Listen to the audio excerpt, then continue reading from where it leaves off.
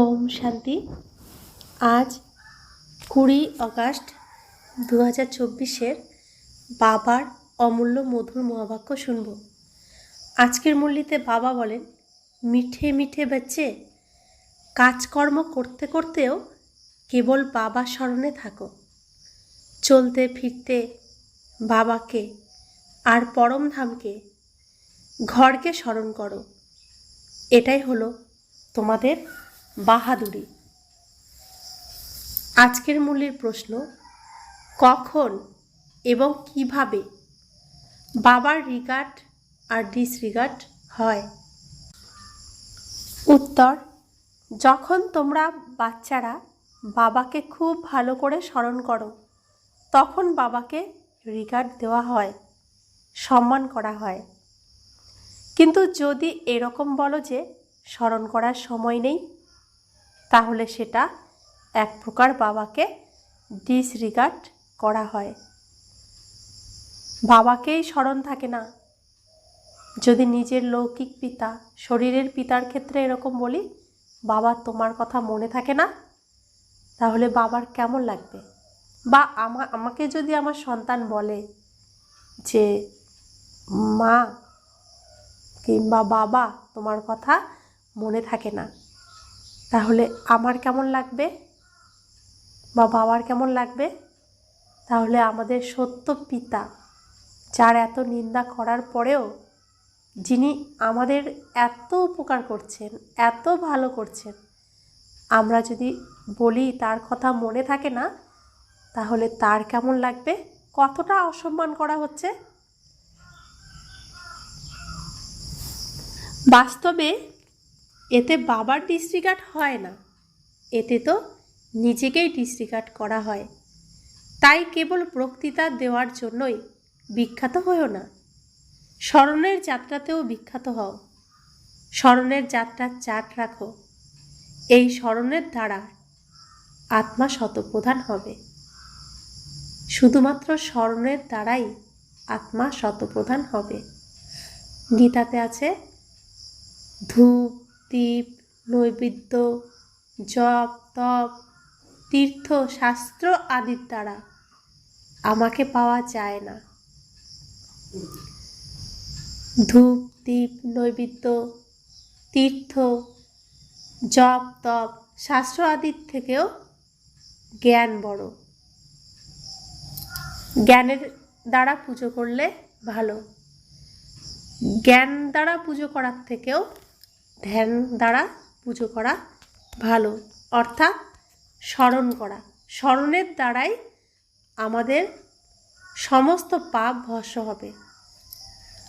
ওম শান্তি। আত্মারূপী বাচ্চাদেরকে আত্মিক পিতা বলছেন, 84 চক্রের যে জ্ঞান বোঝানো হয়, সেটা তো এক নলেজ। এই নলেজ আমরা বাচ্চারা জন্ম জন্মান্তর ধরে পড়েছি এবং ধারণ করেছি। এটা খুবই সহজ। এটা তো কোনো নতুন কথা নয়। বাবা বোঝান যে সত্যযুগ থেকে কলিযুগের অন্তিম পর্যন্ত তোমরা কতবার পুনর্জন্ম নিয়েছ, এই জ্ঞান তো সহজভাবে বুদ্ধিতে রয়েছেই। এও এক প্রকারের পড়াশোনা। রচনার আদি মধ্য অন্তকে বুঝতে হয়। সেটা বাবা বসে থেকে বোঝাচ্ছেন। সেও বাবা ছাড়া আর কেউই বোঝাতে পারবে না। বাবা বলেন, এই জ্ঞানের থেকেও গুরুত্বপূর্ণ বিষয় হলো স্মরণের যাত্রা, যাকে যোগ বলা হয়। যোগ শব্দটা সুপ্রসিদ্ধ, কিন্তু এ হলো আসলে স্মরণের যাত্রা, বুদ্ধির দ্বারা যোগ।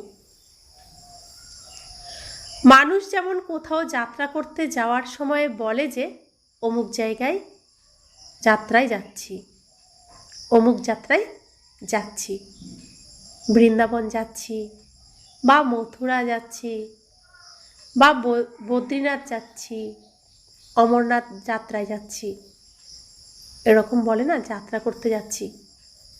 শ্রীনাথ কিংবা অমরনাথ যাওয়ার সময়ে ওইসব বিষয় স্মরণে আসে। এখন তোমরা জানো যে আত্মিক পিতা অনেক বড় লম্বা যাত্রা করা শেখাচ্ছেন, যে আমাকে স্মরণ করো। ওইসব যাত্রাতে গেলে আবার ফিরেও আসে, কিন্তু এই যাত্রাতে তো মুক্তিধামে গিয়ে নিবাস করতে হবে, যদিও আবার এসে পার্ট প্লে করতে হবে, কিন্তু এই পুরাতন দুনিয়ায় তো আর আসতে হবে না।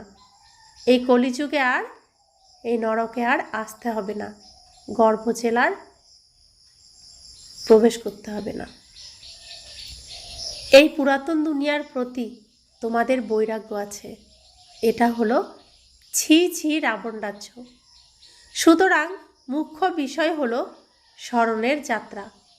কোনো কোনো বাচ্চা তো এটাও বোঝে না যে কিভাবে স্মরণ করতে হবে।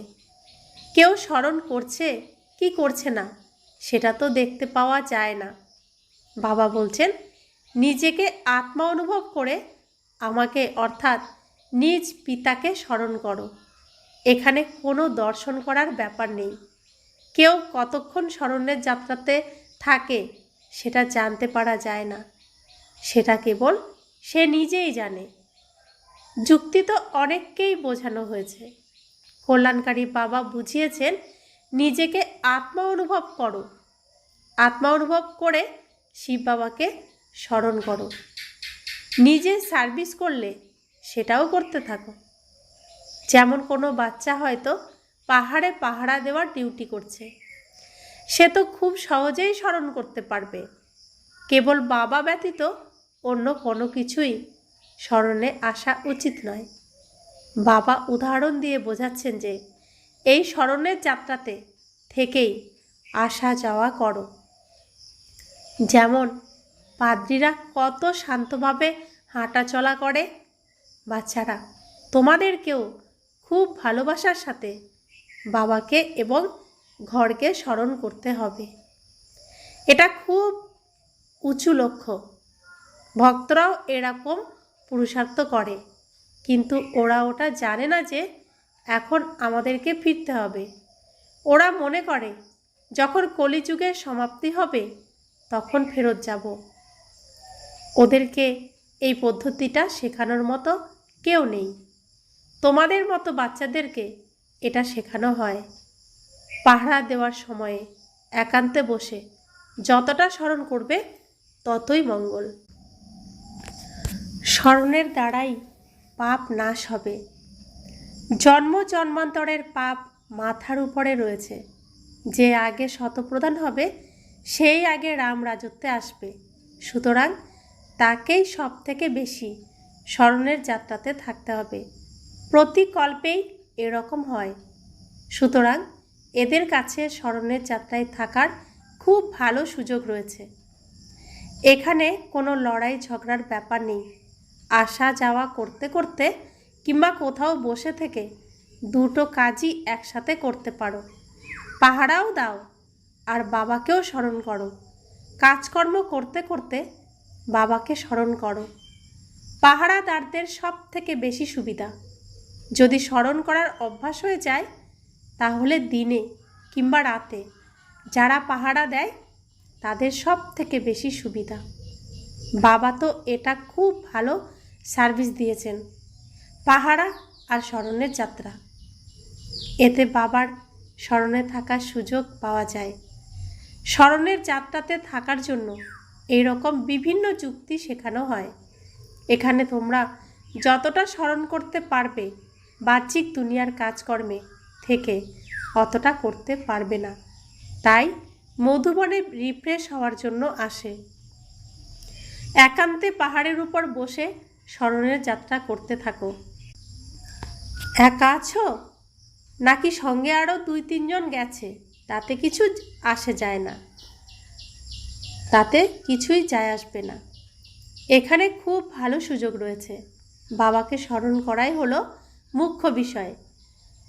তো মধুবনে গেলে বাবার সঙ্গে যোগ অটোমেটিক লেগে যায়, নতুন করে কিছু জোর করে স্মরণ করতে হয় না। ভারতের প্রাচীন যোগ খুবই সুপ্রসিদ্ধ। এখন তোমরা বুঝেছো যে এই স্মরণের যাত্রার দ্বারা পাপ নাশ হয়, আমরা শতপ্রধান হয়ে যাব। তাই খুব ভালো পুরুষার্থ করতে হবে। কাজকর্ম করতে করতেও বাবাকে স্মরণ করে দেখাও। এটাই বাহাদুরি। তোমরা প্রবৃত্তি মার্গের পথিক, সুতরাং কর্ম তো করতেই হবে। ঘর গৃহস্থে থেকেও কাজকর্ম করতে করতেও বাবাকে স্মরণ করলে অনেক উপার্জন হয়। এখনও হয়তো কোনো বাচ্চার বুদ্ধিতে ধারণ হয় না। বাবা চার্ট রাখতে বলেন, কেউ কেউ একটু আধটু লেখে, বাবা অনেক যুক্তি বলে দেন। বাচ্চারা বাবার কাছে যেতে চায়। এখানে অনেক উপার্জন হয়। একান্তে থাকা খুবই উপকারী। বাবা সম্মুখে বসে থেকে বোঝাচ্ছেন যে আমাকে স্মরণ করলেই পাপ নাশ হবে। মাথার উপরে জন্ম জন্মান্তরের পাপ রয়েছে। বিকারের জন্য কত ঝগড়া হয়, বিঘ্ন আসে। বাচ্চারা বলে, বাবা আমাকে পবিত্র থাকতে দেওয়া হয় না। বাবা তখন বাচ্চাদেরকে বলেন, তুমি স্মরণের দ্বারা জন্ম জন্মান্তরের পাপের বোঝা মাথা থেকে নামাও। ঘরে বসেই শিব বাবাকে স্মরণ করতে থাকো। যে কোনো জায়গাতে বসেই স্মরণ করা সম্ভব। যেখানেই থাকো না কেন এরকম অভ্যাস করতে হবে। কেউ এলে তাকে প্রভু বার্তা দাও। বাবা বলেন, নিজেকে আত্মা অনুভব করে বাবাকে স্মরণ করো। এটাকেই যোগবল বলা হয়। বল মানে শক্তি। বাবাকে সর্বশক্তিমান বলা হয়, কিন্তু বাবার কাছ থেকে সেই শক্তি পাওয়া যাবে কিভাবে? বাবা স্বয়ং উপদেশ দিচ্ছেন, আমাকে স্মরণ করো। তোমরা নিচে নামতে নামতে তমপ্রধান হয়ে গেছো বলে সেই শক্তিও একেবারে শেষ হয়ে গেছে। এক কণাও অবশিষ্ট নেই। তোমাদের মধ্যেই কেউ কেউ আছে যারা ভালোভাবে বোঝে এবং বাবাকে স্মরণ করে। সুতরাং নিজেকে জিজ্ঞাসা করো যে আমার সারাদিনের চার্ট কেমন থাকে। বাবা তো সব বাচ্চাকেই বলছেন যে মুখ্য বিষয় হলো স্মরণের যাত্রা। স্মরণের দ্বারাই তোমাদের পাপ নাশ হবে। যদি কেউ সাবধান করার নাও থাকে তাহলেও তো স্মরণ করতে পারবে, তাই না? যদি বিদেশে একা থাকতে হয় তাহলেও তো স্মরণ করতে পারবে। ধরো কেউ বিয়ে করেছে কিন্তু তার স্ত্রী অন্য কোথাও থাকে, তাকেও পত্রতে লেখে যে তুমি কেবল একটা কথা মনে রেখো, কেবল বাবাকে স্মরণ করলেই জন্ম জন্মান্তরের পাপ নাশ হয়ে যাবে, বিনাশ অতি নিকটে। বাবা তো খুব ভালো যুক্তি দিয়ে বোঝাচ্ছেন। এরপরে কেউ করলো কি করলো না সেটা তো তার মর্জি। বাচ্চারাও বুঝতে পারে যে বাবা খুব ভালো উপদেশ দেন। আমাদের কাজ হলো সকল আত্মীয় পরিজনকে প্রভু বার্তা দেওয়া। বন্ধু বান্ধব যে কেউ হোক, সার্ভিসের শখ থাকা উচিত। তোমাদের কাছে ছবিও আছে, ব্যাজও আছে, এটাও খুব ভালো জিনিস। এই ব্যাজের দ্বারা যে কোনো ব্যক্তিকে লক্ষ্মীনারায়ণ বানানো সম্ভব। ত্রিমূর্তির ছবি নিয়ে খুব ভালো করে বোঝাতে হবে। এদের উপরে শিব বাবা রয়েছেন। দুনিয়ার মানুষও ত্রিমূর্তির ছবি বানায়, কিন্তু উপরে শিব বাবাকে দেখায় না। শিব বাবাকে না জানার কারণে ভারতের তরী ডুবে গেছে।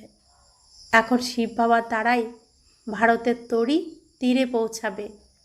মানুষ আহ্বান করে, হে পতিত পাবন, তুমি এসে আমাদের মতো পাপীদেরকে পবিত্র বানাও। আবার তাকেই সর্বব্যাপী বলে দিয়েছে। তো আমরা অজ্ঞানকালে কি না কি বলেছি। এক বলছি, হে পতিত পাবন, তুমি এসে আমাকে পবিত্র বানাও, মুক্ত করো এই দুঃখ থেকে। আবার তাকেই সর্বব্যাপী বলে দিয়েছি। আমরা বলেছি যে নুড়ি পাথর সর্বত্র ভগবান রয়েছে, পরমাত্মা রয়েছে। তাহলে ডেকেছি কাকে? তিনি তো সাথেই রয়েছেন। আর তিনি সাথে থাকলে আমার দুঃখ কেন থাকলো? কত বৃষ্টি ভুল করে ফেলেছে। বাবা বসে থেকে বোঝাচ্ছেন, তোমাদেরকেও এরকম বক্তৃতা দিতে হবে। বাবা এইরকম মিউজিয়াম খোলার, সেবা করার নির্দেশও দেন। এতে অনেকে আসবে। বড় বড় শহরে সার্কাস বসে, ওদের কাছে কত জিনিস থাকে, দূরের গ্রাম থেকেও মানুষ আসে দেখার জন্য। তাই তোমাদেরকেও বাবা ওই রকম খুব সুন্দর মিউজিয়াম বানানোর নির্দেশ দিচ্ছেন, যেটা দেখে লোকে খুশি হয়ে যাবে এবং অন্যদেরকেও শোনাবে। এটাও বোঝানো হয় যে এখন যা কিছু সেবা হয় সবই হুবহু আগের কল্পের মতো, কিন্তু শতপ্রধান হওয়ার আন্তরিক ইচ্ছে থাকা উচিত। বাচ্চারা এই বিষয়টাতেও গাফলিতে করে। মায়াও এই স্মরণের যাত্রাতেই বিঘ্ন সৃষ্টি করে। নিজের অন্তরকে জিজ্ঞাসা করা উচিত, আমার কি সত্যিই অতটা শখ রয়েছে? সত্যিই কি আমি অতটা পরিশ্রম করি? জ্ঞানের বিষয় তো খুবই সাধারণ, কিন্তু বাবা ব্যতীত অন্য কেউ এই 84 জন্মের চক্রের কাহিনী বোঝাতে পারবে না। তবে মুখ্য হলো স্মরণের যাত্রা, অন্তিমে যেন কেবল বাবা ব্যতীত অন্য কেউ স্মরণে না আসে। বাবা তো বিস্তারিতভাবে নির্দেশ দিতেই থাকেন, মুখ্য বিষয় হলো স্মরণ করা। তোমরা যে কোনো ব্যক্তিকেই বোঝাতে পারো, যে কোনো ব্যক্তিকেই তোমরা ব্যাচ নিয়ে বোঝাতে পারো। অন্য কারোর কাছেই এরকম অর্থপূর্ণ মেডেল নেই। মিলিটারিতে যারা ভালো কাজ করে তাদেরকে মেডেল দেওয়া হয়। রায় সাহেবের কাছে এরকম মেডেল রয়েছে। সবাই দেখে যে সে ভাইসরয়ের কাছ থেকে মেডেল পেয়েছে। আগে ভাইসরয় ছিল, ইংরেজরা যখন ছিল তখন ভাইসরয় ছিল। এখন এদের কোনো ক্ষমতা নেই। আজকাল অনেক ঝগড়া লেগেই থাকে। মানুষের সংখ্যা অনেক হয়ে গেছে, ওদের জন্য তো শহরে অনেক জায়গা প্রয়োজন। বাবা এখন স্বর্গ স্থাপন করছেন। এত সব মানুষের বিনাশ হয়ে যাবে, খুবই অল্প সংখ্যক থাকবে। তো বাবা যে বীজ বপন করছে, যেই বীজগুলো বপন করছে সেই আত্মাগুলোই থাকবে, আর বাকি সবাই ঘরে গিয়ে চুপচাপ বসে থাকবে। তো যারা ব্রহ্মার দ্বারা স্থাপনা হবে, স্বয়ং ভগবান ব্রহ্মার দ্বারা যাদের স্থাপন করবে, তারাই সত্যযুগে আসবে। তো বাবা বলছেন সত্যযুগে খুবই অল্প সংখ্যক থাকবে, অনেক জায়গা পাওয়া যাবে, ওখানে তো সব কিছুই নতুন হবে। ওই নতুন দুনিয়াতে যাওয়ার জন্য ভালোভাবে পুরুষার্থ করতে হবে। প্রত্যেক মানুষই উঁচু পজিশন পাওয়ার জন্য পুরুষার্থ করে। কেউ পুরুষার্থ না করলে মনে করা হয় যে সে অনুত্তীর্ণ হয়ে যাবে। সে নিজেও বুঝতে পারে যে আমি হয়তো ফেল করে যাব, তখন সে পড়াশোনা ছেড়ে দিয়ে চাকরি করা শুরু করে। আজকাল তো চাকরির ক্ষেত্রেও অনেক নিয়ম বার করেছে। মানুষ খুবই দুঃখী হয়ে গেছে।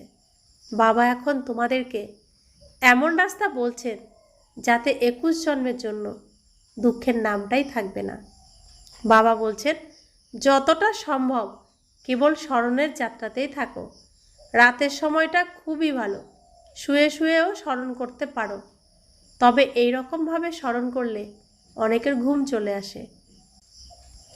কিন্তু যদি বয়স্ক হয় কিংবা অনেকক্ষণ বসে থাকলে অসুবিধা হয়, তবে সে নিশ্চয়ই শুয়ে পড়বে। শুয়ে শুয়েই বাবাকে স্মরণ করবে, খুব আন্তরিক খুশি হবে, কারণ এতে অনেক উপার্জন হয়। হয়তো এখনও সময় আছে, কিন্তু মৃত্যুর তো কোনো ঠিক নেই। তাই বাবা বোঝাচ্ছেন যে মূল বিষয় হলো স্মরণের যাত্রা। বাইরে শহরে থাকলে তো সমস্যা হয়, এখানে আসলে খুব ভালো সুযোগ পাওয়া যায়। কোনো কিছুর চিন্তা করতে হয় না। মধুবনে গেলে ঘর সংসার থেকে অনেক দূরে থাকি, বাবার ঘরে থাকি, তাই কোনো কিছুর চিন্তা হয় না, স্মরণ খুব ভালোভাবে করতে পারি। মনে হয় বাবার সাথেই হাঁটছি, বাবার ঘরে রয়েছি, সব জায়গায় বাবা। এমনিতেও মনে হয়, কিন্তু লৌকিক পরিবারে থাকার সময় এই স্মরণ কেটে যায়, বুদ্ধি অন্যদিকে চলে যায়। মধুবন গেলে, বাবার ঘরে গেলে, তখন সব দিকে শুধু বাবার অনুভব হয়, মনে হয় বাবা সব সময় সাথেই আছেন। তাই যোগ সবসময় লেগেই থাকে। সেজন্য বাবা বলছে এখানে আসলে খুব ভালো সুযোগ পাওয়া যায়, কোনো কিছুর চিন্তা করতে হয় না। তাই এখানে নিজের চাটকে অনেকটা বাড়িয়ে নাও, এর দ্বারা তোমাদের চরিত্র শুধরে যাবে। সেজন্য আমরা এত বারবার মধুবন যেতে যাই। কিন্তু মায়া খুবই শক্তিশালী। যারা ঘরে থাকে তারা অতটা গুরুত্ব দেয় না, কিন্তু যারা বাইরে থাকে তারা বেশি গুরুত্ব দেয়। তবে গোপদের সেসব ভাই যারা প্রভু প্রেমে লীন থাকে, রেজাল্ট এখনো পর্যন্ত ভালো রয়েছে। তো বাবা বলছে যারা মধুবনে থাকে তারা বেশি গুরুত্ব দেয় না, কিন্তু তার মধ্যে অনেক ভাই আছে যারা প্রভু প্রেমে লীন হয়ে থাকে, সব সময় বাবার হৃদয় সিংহাসনে থাকে, তো বাবার প্রেমে মুগ্ধ হয়ে থাকে। সেজন্য বাবা বলছেন এখনও রেজাল্ট আসেনি। যারা আমরা তো বাইরে রয়েছি, মধুবন থাকি না, আমাদের স্মরণ বেশি হয়ে যাচ্ছে, বাবাকে ভালোবাসতে বেশি। মধুবনের থেকেও সেবা এত যে বাবাকে স্মরণ করা ভুলে যায়। তাই বাবা বলছেন রেজাল্ট এখনও আসেনি। কোনো কোনো কন্যা পত্রতে লেখে বিয়ের জন্য বাড়িতে খুব সমস্যা করছে, কি করব? কিন্তু যে খুব মজবুত এবং বিচক্ষণ সন্তান হবে সে কখনোই এরকম লিখবে না। যদি কেউ এরকম লেখে তাহলে বাবাও বুঝতে পারেন যে এই সন্তান আসলে একটা ভেড়া। নিজের জীবনকে বাঁচানো তো নিজের হাতেই রয়েছে। এই দুনিয়ায় অনেক প্রকারের দুঃখ রয়েছে, বাবা খুবই সহজভাবে বোঝাচ্ছেন।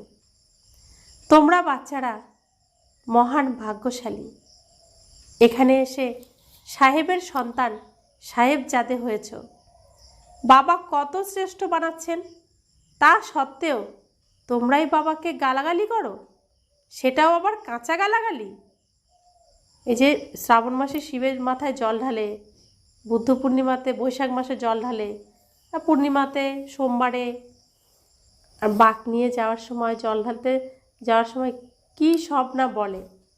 বাবা বলেন তোমরা এতটাই তমপ্রধান হয়ে গেছো যে বলার নয়, এতটাই তোমাদের অধঃপতন হয়েছে যে বলার নয়। এর থেকে বেশি কি আর সহ্য করব? লোকেরা বলে থাকে বেশি জ্বালাতন করলে একেবারে মেরে দেব। বাবা এখন বসে বোঝাচ্ছেন। শাস্ত্রে তো কেবল গল্প কাহিনী লিখে দিয়েছে। তো ভাবো লোকেদের এত বিরক্ত করলে, এত লাঞ্ছনা করলে বলে মেরে ফেলবো, রেগে যায়। তো বাবাকে যে আমরা এত জ্বালাতন করছি, বিরক্ত করছি, বাবা কি করছেন? তারপরেও আমাদেরকে বসে বসে বোঝাচ্ছেন, মিষ্টি মিষ্টি বাচ্চা বলছেন। বাবা হচ্ছে আমাদের এরকম বাবা।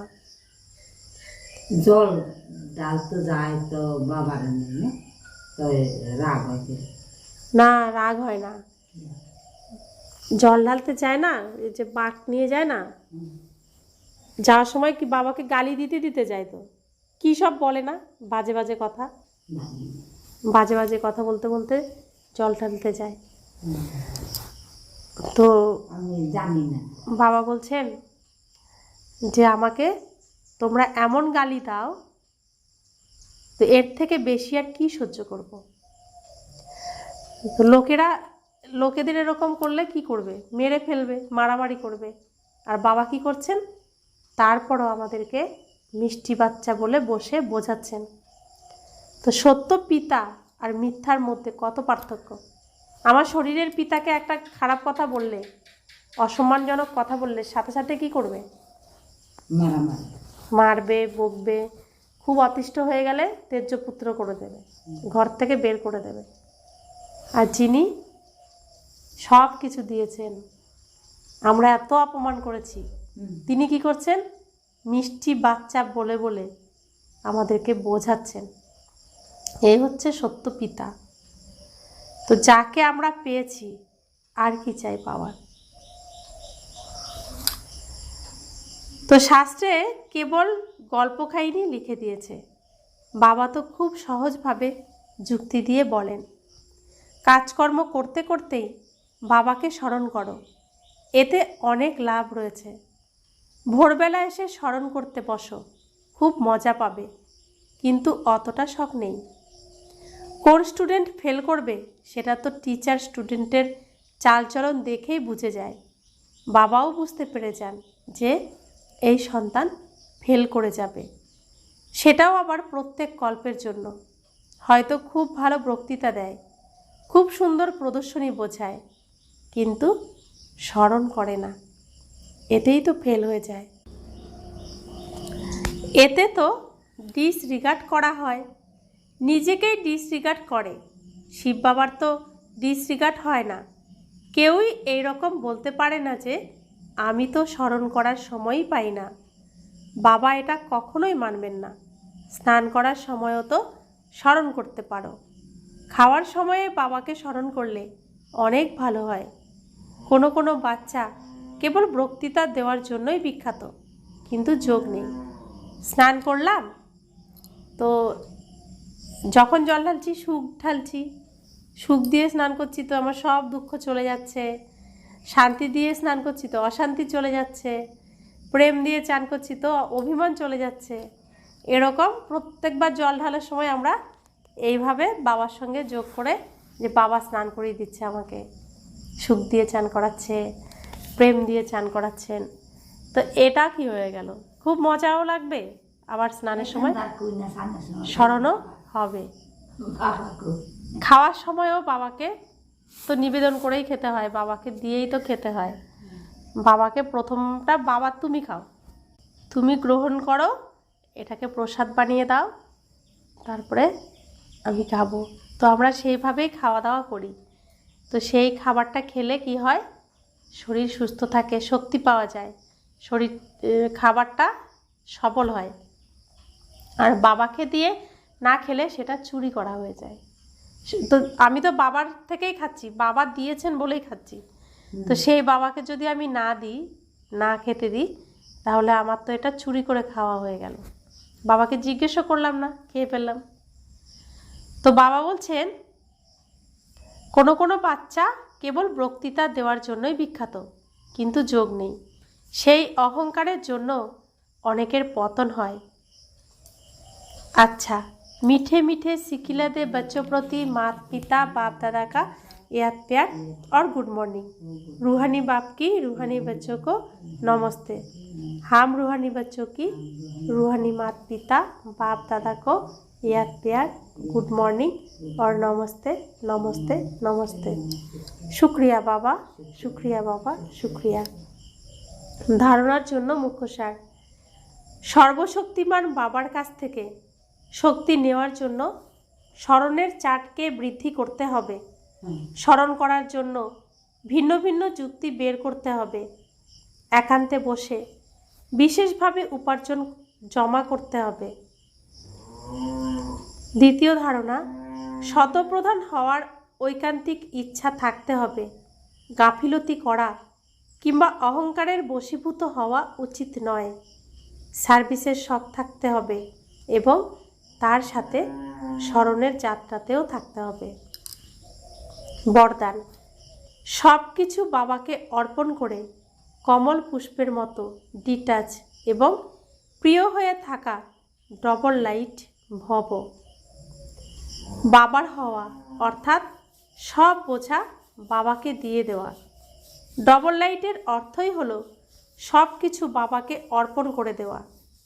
এই তনও আমার নয়। যখন শরীরই আমার নয়, তখন বাকি কি আর রইল? তোমাদের সকলের প্রতিজ্ঞাই হলো এই তন তোমার, মনও তোমার, ধনও তোমার। যখন সব কিছুই তোমার বলছো, তখন বোঝা কোন বিষয়ের? সব কিছু যখন বাবার, সামলাবে বাবা, তো আমার তো কোনো বোঝা থাকার কথা না। শুধু মুখে বলছো, মন থেকে যদি তুমি না দিতে পারো, তাহলে হালকা হবে না, বোঝা মনে হবে।